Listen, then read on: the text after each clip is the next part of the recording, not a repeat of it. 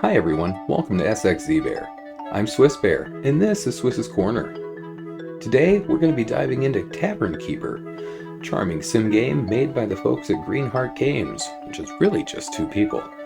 So let's jump in and have some fun, see what they have in store for us.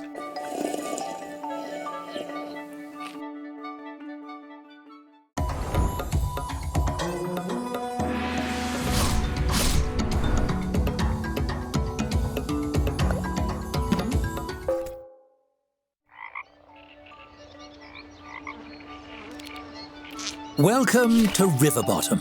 I hope you like mud. And oh, here's your first tavern. Bit of a fixer-upper, it seems. There's much to do before opening the doors. But where to start? First things first, teaching you how to teach yourself. A checklist on the right side of your screen would certainly be handy. It would. Hovering your cursor over things like checklists can bring up helpful tooltips. Why don't you try it? Okay, that's cool. Tooltips. That's the tooltips. Okay. How many are there going to be? I mean,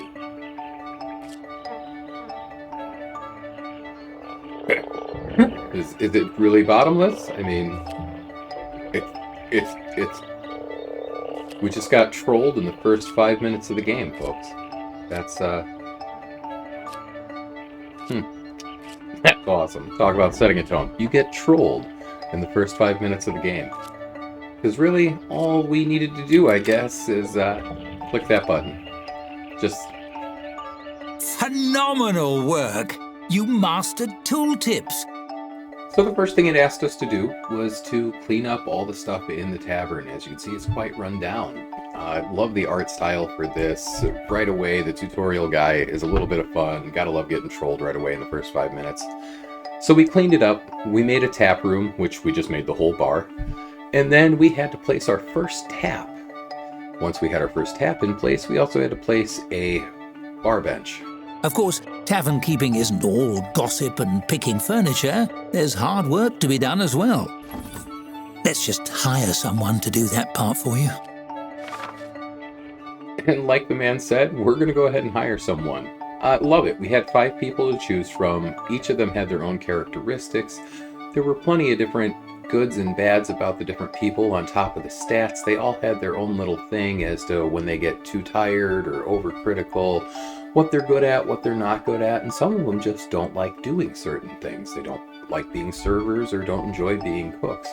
Overall, I thought it was a pretty cool process and love the depth of it, because on top of that, they also have just a quick reference of what their work history was. There was a lot of love and everything put into this part of it. Absolutely love how they're doing this. Even the sections where they don't necessarily have anything animated for it. It's like if they weren't sure how to do elbows, they just didn't do elbows. And sometimes just not doing what you can't do isn't a bad thing. Love the way this looks, love the way it plays. There's a lot of depth here right off the bat. So we hire our first person to work for us, and we are going to get started right off the bat with her and see what she can do. We picked her because she seemed to have the least amount of issues. Really? Based on those qualifications? Are they a friend of yours? Never mind, it's time to buy drinks.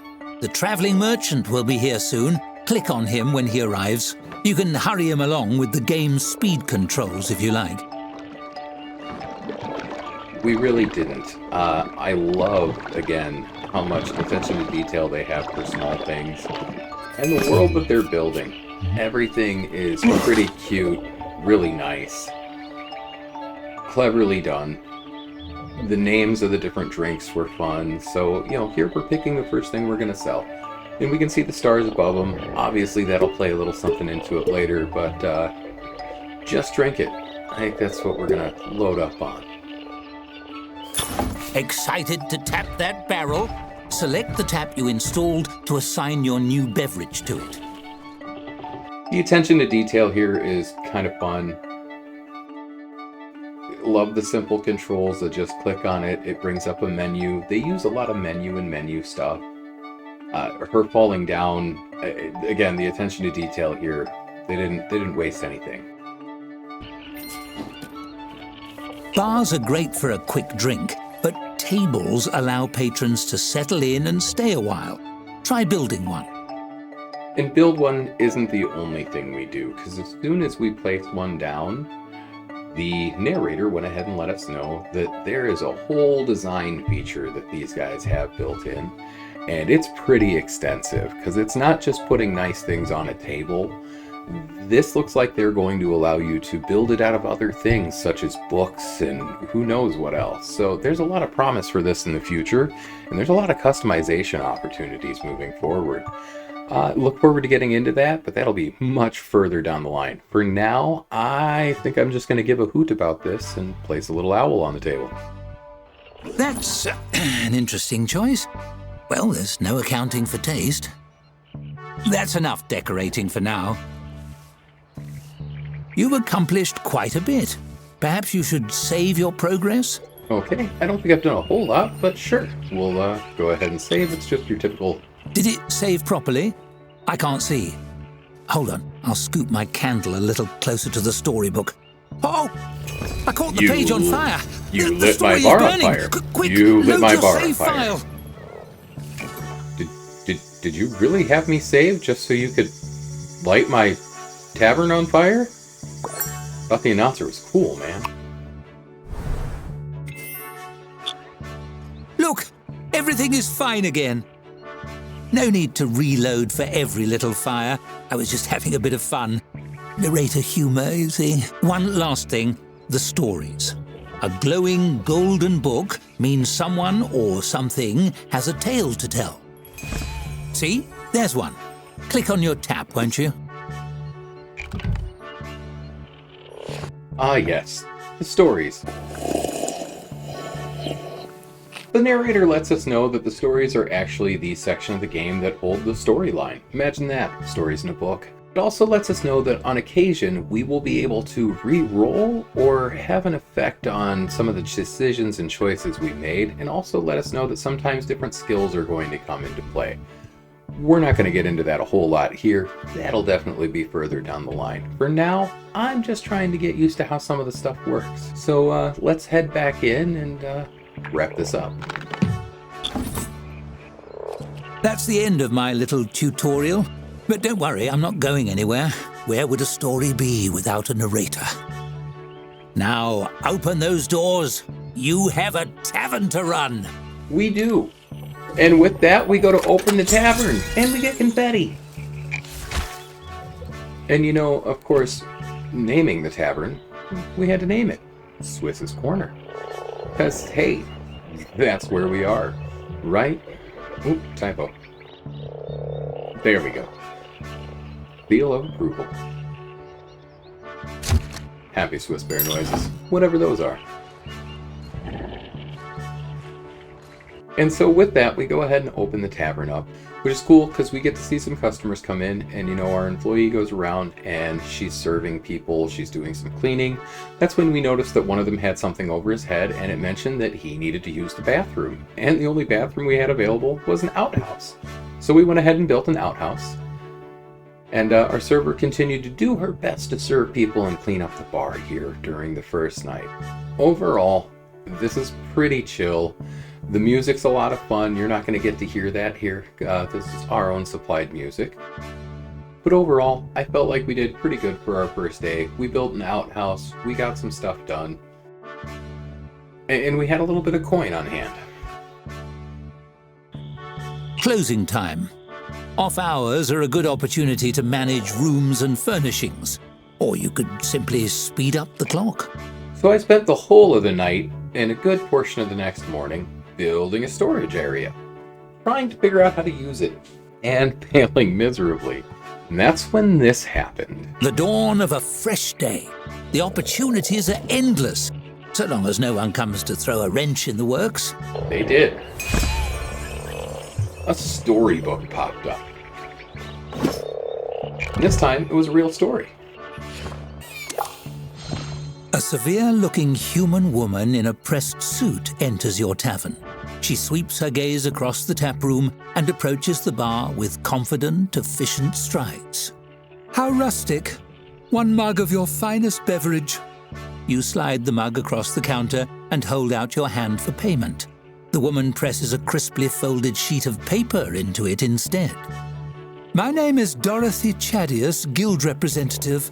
You have been served."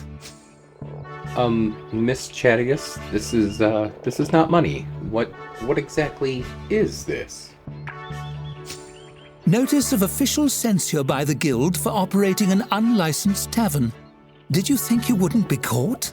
We saw your deed filed. It's a matter of public record." She taps the seal on the folded document. "It's all in here. The rules, your transgressions, and the consequences." I didn't realize I had broken any rules. Am I under arrest?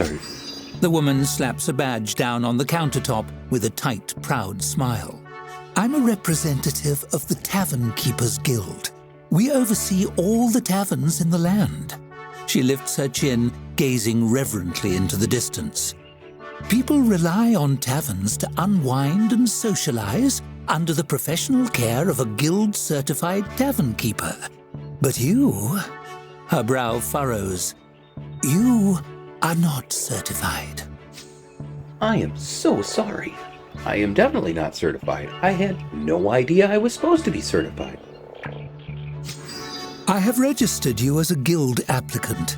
The first step to move your application forward is to earn a 1-star ranking for your tavern." She drops a large, crisply folded map on the counter. "This map shows the locations of reputable distributors of food and drink. Take this as well." She places a beautiful crystal bottle on the table beside the map.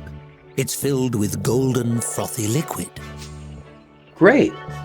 Thanks for the map, but, what's in the bottle? She gestures to the bottle. "This is a tavern elemental, a provisional advisor of a sort. She's agreed to work with you full-time if your membership is approved." A small figure forms in the swirling liquid and waves cheerfully at you. "They know everything there is to know about the business. This one's name is Hops, I believe." Well, thank you so much.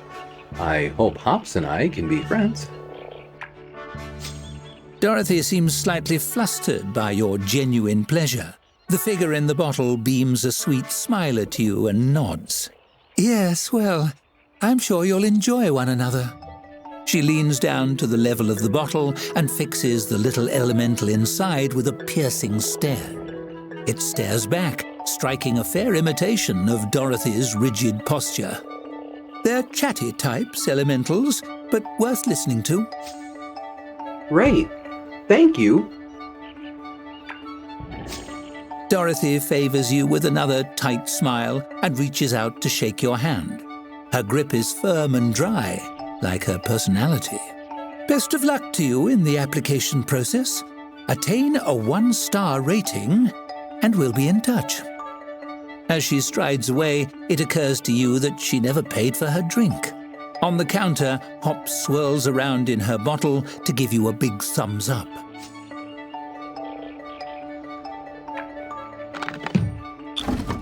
And so the long arm of bureaucracy has found you even in the depths of the swamp. At least you've made a friend. I haven't advised anyone in ages. This'll be fun. And with that, we're going to end because we just made a friend. We know what our goal is for the next episode, where we're going to try to get to a 1-star rating, whatever exactly that means. If you enjoyed this content, please give a like and subscribe. This way you can catch me for the next one. And you'll always know what's going on here at Swiss's Corner. We'll catch you next time, folks. Thanks for watching.